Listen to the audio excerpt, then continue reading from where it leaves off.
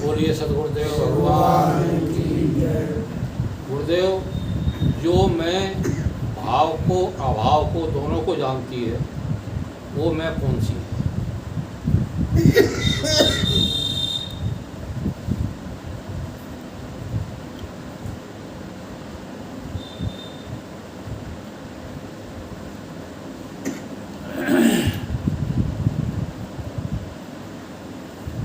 गीता का श्लोक आप काफ़ी पढ़ते हो,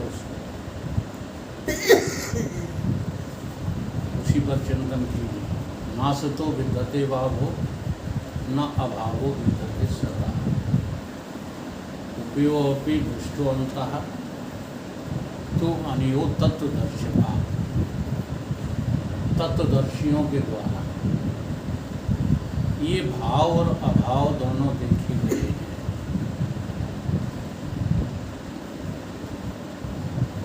भाव और अभाव, पहले तो जो है बहिर्मुखी होते हो जब आप आपके अंतःकरण में भाव, अभाव, कुभाव, अनख, आलस्य आदि जो है बनते बिगड़ते रहते हैं। तो इस भाव, अभाव, कुभाव आदि को जानने वाली जो मैं है, वो साभास अंतःकरण वाली मैं है। क्रम बताया है कि विषयों को आप जो है किससे जानोगे? इंद्रियों के द्वारा। देह से इंद्रिय परे। इंद्रियों को किससे जानोगे? मन से। मन को बुद्धि से। तो मन में ही भाव, कुभाव,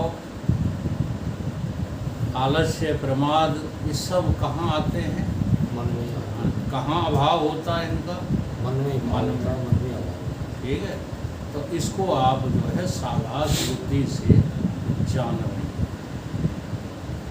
प्रश्न तुम्हारा ये है कि सबका भाव और अभाव,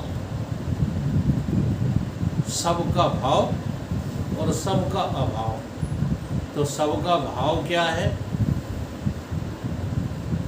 सूक्ष्म और स्थूल जगत, ये सबका भाव है।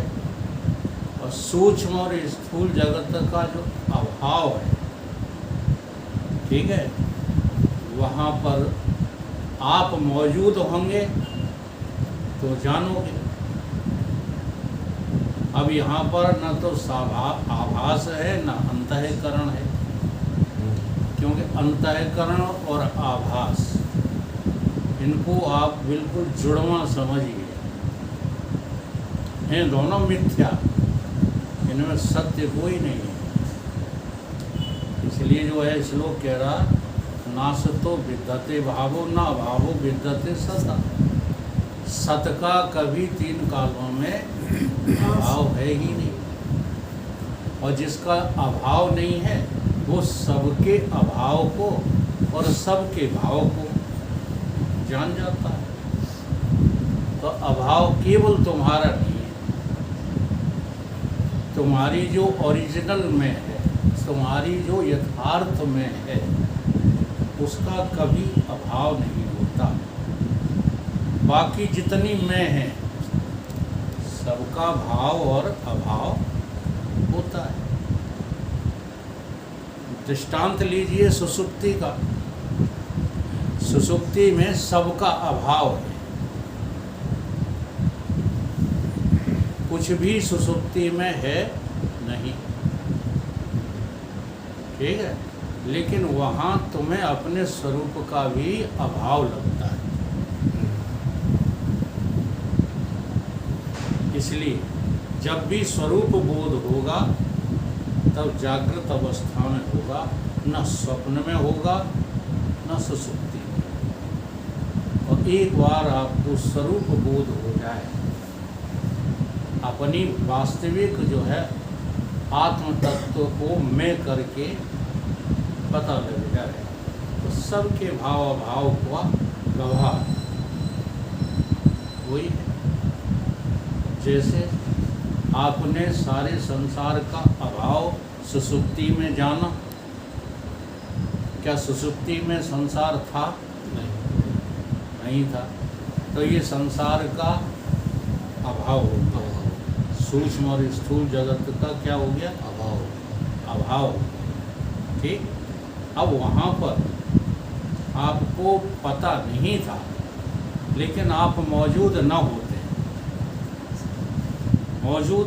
वहाँ पर, तो फिर इस जो है अभाव को कौन जान रहा है? असल में हम अनुमान प्रमाण से तो जो है इस बोध को प्राप्त कर लेते हैं, अनुमान लगाते हैं, मेहनत नहीं करते। ये साधना करते नहीं हैं। कभी अपने साक्षी भाव को जगाने के लिए समय नहीं देते, बस सुनते रहते हैं, वेदांत की शब्दावली को रटते रहते हैं और रट रटा के अहम साक्षी बेकार की बकवास करते हैं। साक्षी भाव जाग जाता है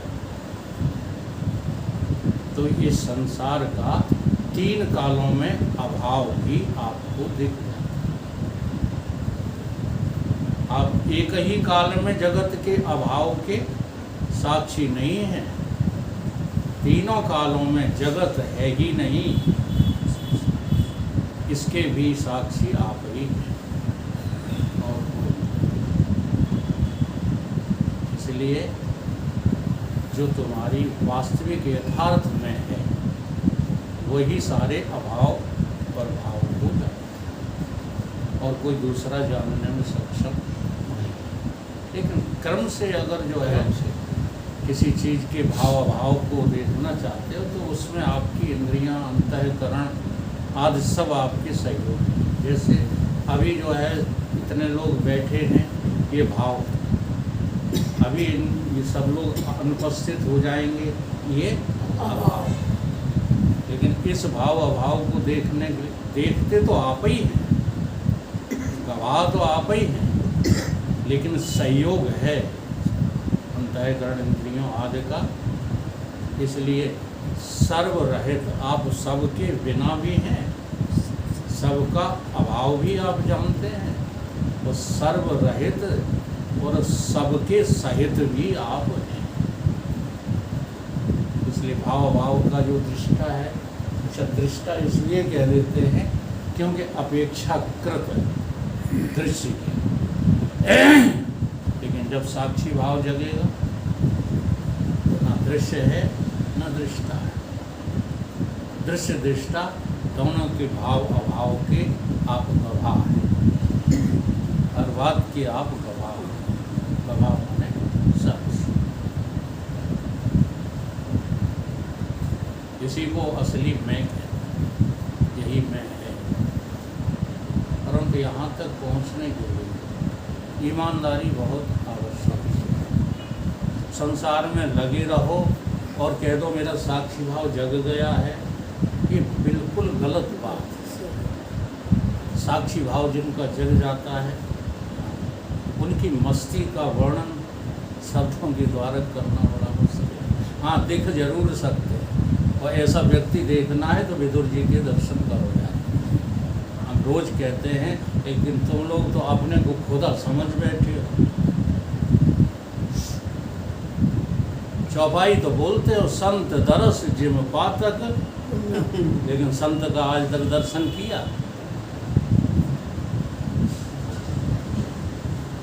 क्योंकि रुचि नहीं है ना।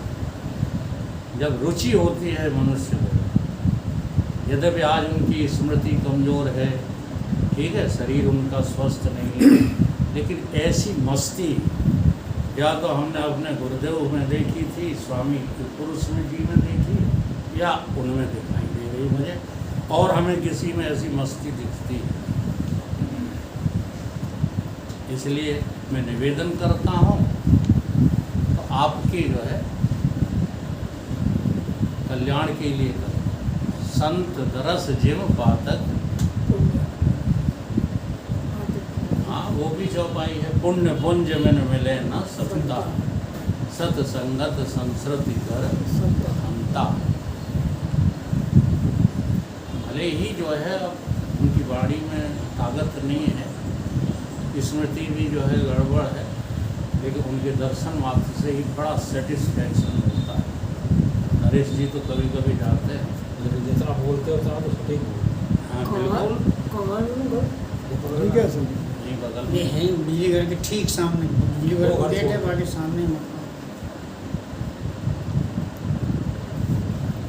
बड़ा खुश रहते हैं, वरना इतनी तकलीफ में जो है नानी याद आती लोगों को। बहुत प्रसन्नचित्त मस्त, आपको देख लेंगे तो बड़ी जोर से उछल पड़े। वाह, ये सत्संग का प्रभाव, निरंतर सत्संग किया है उसी का प्रभाव। यही